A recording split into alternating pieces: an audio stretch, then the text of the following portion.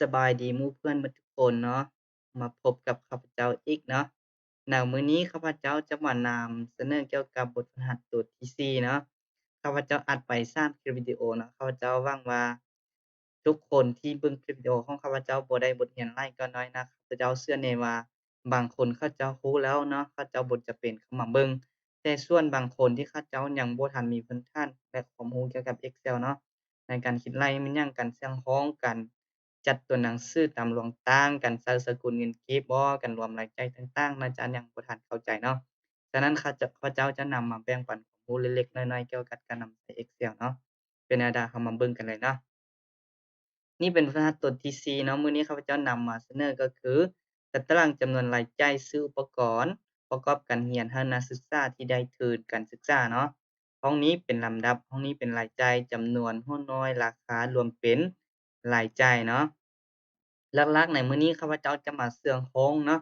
เชื่อมโครงแล้วก็การเฮ็ดการจัดตัวหนังสือตามหลวงต่างการใช้สกุลเงินกีบการรวมรายจ่ายแล้วก็รวมรายจ่ายต่างๆของอุปกรณ์ในการเรียนเนาะโอเคมาเบิ่งกันเลยเนาะตัวที่1นี้แม่นข้าพเจ้าจะมาเชื่อมโครงเนาะก่อนการเชื่อมโครงใดเราต้องเฮ็ดแนวใดก่อน เราต้องคลิกเมาส์ไปห้องที่เราต้องการเชื่อมเนาะห้องที่เราต้องการเชื่อมห้องนั้นเนาะคือห้องนี้แม่นบ่คือห้องนี้คือห้องที่เราต้องการเชื่อมเนาะเราต้องคลิกเมาส์เข้าไปเนาะเราเข้าไปที่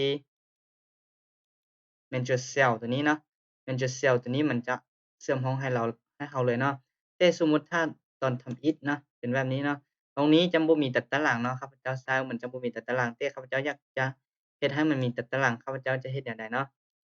ถ้าอยากเฮ็ดให้มันเป็นตัดตารางข้าพเจ้าจะสร้างตัดตารางห้องนี้เฉพาะเฮ็ดให้มันเป็นตัดตารางแบบนี้แม่นบ่ข้าพเจ้าเข้าไปที่นี่เนาะมันจะเป็นตัดตารางแต่ยังบ่เป็นตัดตารางตัวเข้มคือกับตัวนี้แม่นบ่ฉะนั้นข้าพเจ้าจะเลือกเนาะเลือกแบบนี้ข้าพเจ้าเข้าไปที่บ่อนปุ่มสามเหลี่ยมเฮ็ดตัดตารางตัวนี้เนาะถึงของฟอนต์ตัวนี้เนาะเข้าไปบ่อนนี้เข้าไปที่จุดนี้เนาะ more borders เนาะ more borders เนาะ borders จะออกมาหน้าต่างแบบนี้เนาะเราใช้เส้นของตัดตารางเป็นเส้นที่ดำเข้มเนาะเข้าไปที่ตัวนี้เนาะแล้วเข้าไปที่ตัวนี้จะเป็นเส้นข้างนอกนั่นคือoutline เนาะตัวนี้เป็นเส้นในจะเป็น inside เนาะเขาแบบนี้จะได้แบบนี้บ่เรากดปุ่มโอเคเนาะมันจะเป็นตัดตารางแบบนี้ให้เราเนาะและฉะนั้นข้าพเจ้าอยากเชื่อมของให้มันเป็นห้องเดียวกันบ่สมมุติหนังน้อยนี้อุปกรณ์ที่เราจะต้องซื้อแม่น ชุดนักศึกษาปึ้มบิดซ้อแล้วก็เอกสารประกอบการเรียนฉะนั้นข้าพเจ้าอยากจะมาเชื่อมโครงใน4ห้องนี้ให้เป็นห้องเดียวกันก่อนอื่นข้าพเจ้ามาติดจากห้องที่เราจะต้องการเชื่อมห้องเนาะกันแล้วเราเลือกข้อมูลที่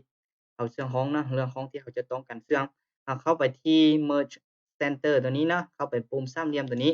แล้วเข้าไปที่ Merge Cell นี่จะเป็นการเชื่อมแถวเนาะ โอเคได้แล้วบ่หนังน้อยนี้จะเป็นห้องของศูนย์นักศึกษาเป็นเปิ่มเป็นวิศวเอกสารประกอบการเรียนเนาะเท้าซ้ายนี้ก็คือกันเนาะก่อนอื่นเราต้องทาสีให้มันก่อนเนาะเข้าไปที่นี้คือเก่าเนาะ merge cell เนี่ยเนาะของหนังแพงก็คือกันเนาะทาสีซะเนาะเข้าไปที่บอนนี้คือเก่าเนาะ merge cell โอเค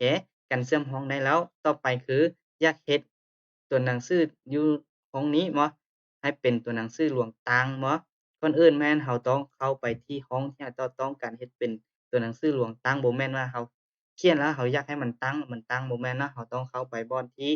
เขาจะเฮ็ดให้ตัวหนังสือมันตั้งซะเนาะก่อนอื่นเราต้องเข้าที่ห้องที่เราต้องการเฮ็ดให้ตัวหนังสือเป็นหลวงตางแล้วเข้าไปที่ฟอนต์ตัวนี้เนาะจุดจ้ำจุด ปุ่มน้อยๆตัวนี้เนาะเข้าไปบอนนี้เนาะแล้วเราจะเข้าไปบ่อนได้เนาะออกหน้าตั้งมาแบบนี้เขาจะเข้าไปที่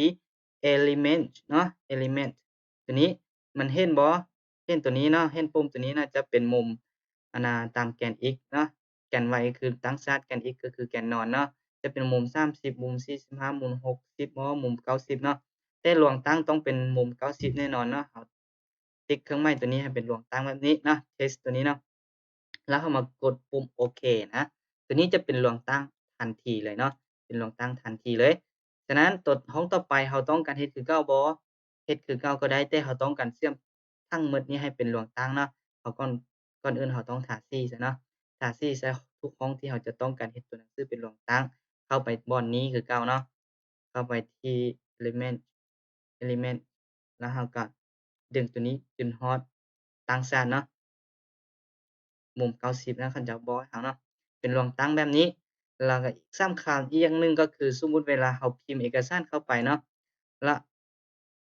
ห้องเขาน้อยแม่นเนาะห้องเขาน้อยมันจะบ่เห็นตัวหนังสือที่เราพิมพ์เนาะเราบ่จำเป็นเอาเมาส์ไปคลิกใส่นี้แล้วเราเฮ็ดแบบนี้เนาะบางทีมันจำบ่เห็นคือกันเนาะหรือว่าเราเฮ็ดได้ห้องมันใหญ่กว่าแล้วเนาะห้องมันใหญ่กว่าแล้วฉะนั้นก่อนอื่นเราต้องจะเฮ็ดให้ห้องมันเสมอกันเนาะสมมุติห้องบ่พอแบบนี้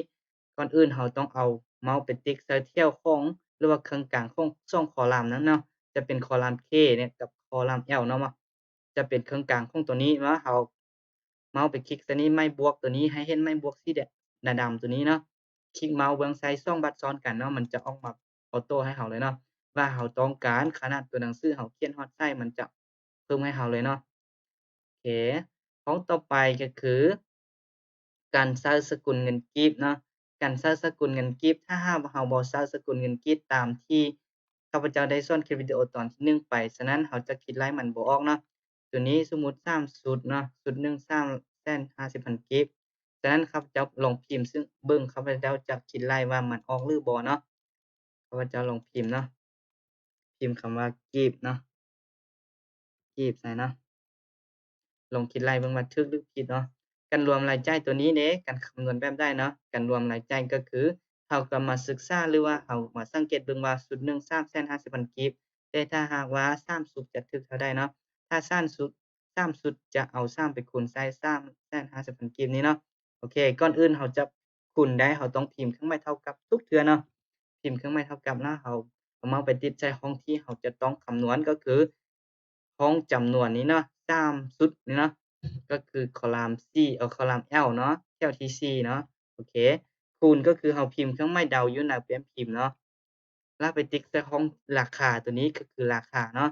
จะเป็น NC ก็คือคอลัมน์ N แถวที่4เนาะลองกด Enter ออกบ่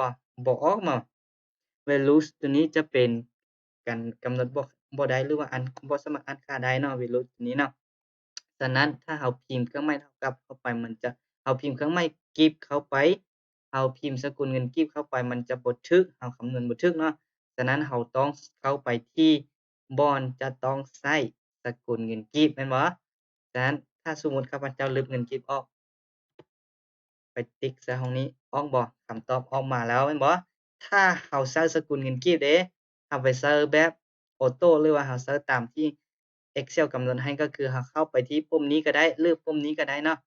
นี่ Arrangement ตัวนี้เนาะเข้าไปปุ่มนี้เนาะมันจะเห็นมาแบบนี้แม่นบ่แต่ข้าพเจ้าจะเข้าไปที่ Number เนาะเข้าไปที่ Auto ตัวนี้เนาะมันจะเห็นออกมาเลยเนาะจะเป็นก่อนอื่นเราจะเฮ็ดได้เราต้องเข้าไปที่สี่เหลี่ยม3ตัวศูนย์ตัวนี้เนาะ ติ๊กตัวนี้มันจะออกมาแบบนี้และไปติ๊กตัวนี้ก็พิมพ์คำว่า Give เข้าไปเนาะแต่ข้าพเจ้าก็เลือกข้อมูลทั้งหมดอยู่ในตารางตัวนี้แล้วบ่ฉะนั้นข้าพเจ้าพิมพ์คำว่า Give เข้าไปข้าพเจ้าจะมาติ๊กคำว่าโอเคมันจะเป็นสกุลเงินที่ให้เราทันทีออโตทั้งหมดเลยแม่นบ่ถ้าเราพิมพ์แบบนี้เราคิดไล่เด้ออกบ่เนาะ คือข้าพเจ้าลองคิดไล่คืนเบิ่งอีกเนาะก่อนกันจะรวมรายจ่ายก็คือพิมพ์เครื่องหมายเท่ากับทุกครั้งเนาะแล้วเราจึงมาพิมพ์ไปติ๊กใส่ห้องที่เราจะต้องรวมไปคูณใส่ห้องที่ห้องจำนวนไปคูณใส่ห้องราคาเนาะ Enter มาแบบนี้แม่นบ่แต่ห้องนี้เราต้องการใช้สกุลเงินกีบได้บ่ได้คือกันนะจักหน่อยสิไปใส่ให้เบิ่งเนาะเพราะว่าคลิปวิดีโอตัวที่1ข้าพเจ้าอัดไปข้าพเจ้าได้ใช้ไปแล้วบ่การใช้สกุลเงินกีบแต่คลิปนี้ข้าพเจ้าจะมานำเสนอการเสื่องของหลายๆของซ้อนกันแล้วก็การเฮ็ดตัวหนังสือตามต่างๆแล้วการย่าวางของบ่จำเป็นเราจะเอาเมาส์ไปย่าวางเนาะเราติ๊กใส่เครื่องกลางของ2คอลัมน์นั้นเราคลิกเมาส์เบิ่งซ้าย2ข้างซ้อนกันมันจะออกมาเนาะเวลานี้เราซอกได้เรารวมได้รายจ่ายแล้วเนาะเราก็เอาอันน่ะเราก็ลากเมาส์ลงมาเนาะลากลงมาจากห้องที่เราต้องการเนาะบ่จำเป็นรวมทุกห้องเนาะ ได้แล้วว่าจำนวนเงินหรือว่าจำนวนรายจ่ายที่เราจะต้องจ่ายเนาะทีนี้ข้าพเจ้าจะมาใช้สกุลเงินกีบข้าพเจ้าก็ต้องเลือกภาษีให้ห้องมันเนาะข้าพเจ้าเข้าไปบอนเก่าคือปุ่มสามเหลี่ยมตัวนี้หรือข้าพเจ้าจะลงเข้าไปตัวนี้เนาะตอน Tab นั้นเข้าไปตัวนี้แล้วตัวต่อมาจะเข้าไปตัวนี้ได้บ่เนาะได้คือกันเนาะจะมี Number คือกันเนาะเข้าไปที่ Auto เนาะ Auto ตัวนี้แต่เราต้องเลือกตัวที่สี่เหลี่ยม3ตัวศูนย์ตัวนี้แล้วจะไปเลือกครับพิมพ์คำว่า Give ใส่ Enter เนาะ จะออกมาเป็นกีบเป็นจำนวนเงินเนาะต่อไปก็คือการรวมรายจ่ายของนักศึกษาทั้งหมดเนาะการรวมการรวมรายจ่ายสำหรับซื้อชุดนักศึกษาตัวนี้จะเป็นชุดหนึ่งคำฮ้องบ่ชุดนักศึกษาของเขาหรือว่าหนังหยังเนาะฉะนั้นการรวมตัวนี้แม่นข้าพเจ้าจะใช้คำสั่งหรือว่าสูตรก็คือตัวนี้คือการรวมรายจ่ายก็คือ sum if เนาะ sum if คือการบวกมีเงื่อนไขเนาะถ้าเป็น3,000,000จะเป็นการบวกเนาะถ้าเป็น sum if จะเป็นการบวกมีเงื่อนไขเนาะก่อนอื่นจะเข้าไปที่นี่ได้จะเข้าไปคิดรายได้เราต้องพิมพ์เครื่องหมายเท่ากับเนาะและเราต้องรู้สูตรเนาะพิมพ์เครื่องหมายเท่ากับเข้าไปเนาะขอโทษเนาะโอเคพิมพ์เครื่องหมายเท่ากับเข้าไปเนาะ พิมพ์เครื่องหมายเท่ากับเข้าไปล่ะเดี๋ยวนี้เราต้องพิมพ์คำสร้างหรือว่าสูตรต้องเป็น sum if เนาะ sum if จะเป็นคูณบวกมีเงื่อนไขเนาะเพราะว่าการรวมรายจ่ายสำหรับซื้อชุดนักศึกษาแหน่แม่นบ่เป็นซื้อชุดนักศึกษาของทั้งหมด3คนนี้บ่การรวมตัวนี้ต้องใช้คำสร้างที่เป็นคูณบวกมีเงื่อนไขสูตรก็คือ sum if เนาะ sum if เราพิมพ์ sumif เนาะ แล้วเราก็เปิดวงเล็บให้เนาะไปเลือกรายการทั้งหมดเลยเนาะเลือกรายการทั้งหมดเลยจนฮอดหนังแพงเนาะรายการทั้งหมดแบบนี้แล้วเรากดเครื่องหมายจุดค้ำไว้เนาะถ้าคอมของอันน่ะทุกคนมีที่เขาเจ้าบอกมาดังนี้เนาะใส่เครื่องหมายจุดเราต้องใส่เครื่องหมายจุดแต่ของข้าพเจ้าตัวนี้เขาเจ้าบอกว่าใส่เครื่องหมายจำจุดฉะนั้นข้าพเจ้าจะพิมพ์เครื่องหมายจำจุดคำเนาะแล้วเขาเจ้าไปเลือกเอาชุดนักศึกษาเป็นกำหนดเนาะ เป็น K4 ห้องนี้ก็คือห้องสุดนักศึกษาทั้งหมดเนาะข้าพเจ้าจะพิมพ์เครื่องหมายจำจุดอีกเทื่อหนึ่งบ่ข้าพเจ้าไปเลือกรวมรายจ่ายทั้งหมดเนาะรวมรายจ่ายทั้งหมดเพราะว่าเราสิเทียบเอาจำนวนเงินทั้งหมดแม่นบ่ข้าพเจ้าจะกด Enter เข้าไปเนาะตัวนี้จะเป็นรวมรายจ่ายสำหรับซื้อชุดนักศึกษาเนาะวันนี้รวมรายจ่ายสำหรับซื้อปึ้มเด้เฮ็ดคือกันแม่นบ่เฮ็ดคือกันฉะนั้นถ้าว่าเฮ็ดคือกันเด้เราพิมพ์คำว่าเราลากลงมาได้บ่บ่ได้แม่นบ่เพราะว่ามันต่างกันแล้วแม่นบ่มันต่างกันเนาะหรือว่าได้ลองเบิ่งเนาะเราติ๊กใส่นี้บ่ได้เนาะเพราะว่าห้องนี้เป็นห้องปึ้มเนาะห้องปึ้มก็ได้คือกันนะเพราะว่าสูตรเขาเจ้าเฮ็ดให้มาเลยเนาะเราบ่จำเป็นคิดรายหมดนะเราจะคิดรายห้องเดียวเราลากลงมาได้เลยเนาะเพราะว่าตัวนี้เราบ่เชื่อว่ามันถูกหรือผิดเนาะโอเคเราต้องไปติ๊กใส่นี้2บรรทัดเนาะ2บรรทัดแล้วเราจะเห็นสูตรของมันน่าจะเป็นห้องของนักศึกษาวะแล้วก็รวมเทียบเท่าทั้งหมดห้องของนักศึกษาจำนวน3คนไปเทียบเท่าใส่จำนวนรายจ่ายแม่นบ่จะออกอยู่เท่านี้แม่นบ่ 2,450,000กีบเนาะแล้วห้องต่อไปนี่เป็นรวมรายจ่ายสำหรับซื้อปื้มเด้เรามั่นใจว่าถูกหรือผิดเนาะถ้าเราบ่มั่นใจเรากดขึ้นก็คือเราไปติ๊กตัวนี้2บักเนาะมันจะออกมาว่าอยู่หน้าของปื้มเนาะปื้มทั้งหมดเนาะเทียบปื้มทั้งหมดแล้วก็รวมรายจ่ายทั้งหมดเนาะน่าจะโอเคอยู่เนาะตัวนี้ก็คือกันนะเป็นตัวนี้ก็เป็นเอกสารการเรียนนะนี่ก็เป็นเอกสารการเรียนเนาะห้องนี้ก็เป็นห้องรวมรายจ่ายเนาะ ห้องรวมรายจ่ายเนาะโอเคนี่ก็คือห้อง Bitso เนาะอยู่ใน Bitso โอเคแสดงว่าถูกต้องเนาะหมดเท่านี้เนาะแต่ตัวนี้ยังบ่ทันมีสกุลเงินกีบฉะนั้นเราต้องใช้สกุลเงินกีบให้เราทาสีเซาเนาะเข้าไปที่นี้แม่นบ่ Home ตัวนี้เข้าไปที่ Number เนาะเข้าไปที่สามเหลี่ยมตัวนี้สี่เหลี่ยม3ตัวเนาะแล้วก็ศูนย์เราพิมพ์คำว่ากีบเข้าไปกีบเข้าไปนะเขียนช้าๆก่อน คีบเข้าไปเนาะ Enter เนาะจะเข้ามาแบบนี้เนาะโอเค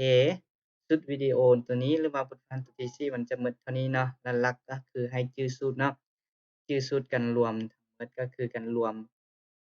ที่เราบวกคำพ้องหรือว่ากันรวมทั้งหมดของหลายคนจะเป็นกันรวมมีเงื่อนไขเนาะ Sum sum is นั่นเองเนาะแล้วคือตัวนี้ก็คือการรวมรายจ่ายคือการคูณเนาะแต่หลักคือให้ชื่อสูตรแล้วก็ให้ชื่อวิธีการเข้าเนาะใน Excel เนาะมันง่ายๆนะบ่ได้ยากคือที่คิดเนาะ โอเคขอบใจหลายๆเนาะที่คนที่สนับสนุนและเข้ามาเบิ่งคลิปวิดีโอของข้าพเจ้าเนาะหมดแต่เท่านี้เนาะ